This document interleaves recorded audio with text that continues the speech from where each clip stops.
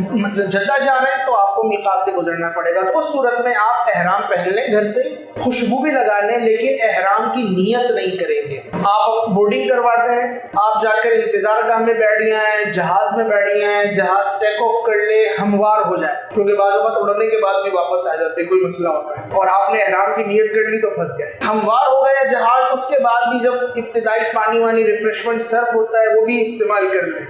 اب آپ احرام کی نیت کر سکتے ہیں، تو آپ کو عافیت رہے گی، عافیت والا وقت ہے، اس میں نیت کریں گے، اے مالک میں عمرے کی نیت کرتا ہوں تو اسے میرے لیے آسان فرما دے۔ عربی میں بولنا ضروری نہیں ہے، اردو میں کہہ لیں اللہ میں نے عمرے کی نیت کی، اور ایک مرتبہ تلبیہ مرد حضرات بآواز بلند پڑھیں گے۔ تلبیہ کیا ہے؟ لبیک اللہم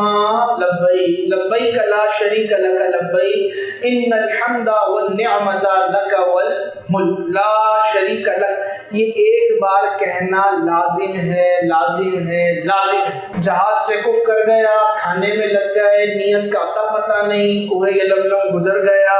جدہ پر اتر گئے، دم لازم ہو گیا، کھانا کھاتے رہے، پتہ ہی نہیں چلا 2 گھنٹے کی فلائٹ تھی، تو آپ کو بتایا نیت کر لیں، اور نیت کر کے کیا کہنا ہے؟ یہ تلبیہ پڑھنی ہے، لبیک پڑھنا ہے، 3 مرتبہ پڑھنا بہتر ہے، 1 مرتبہ پڑھنا لازم ہے۔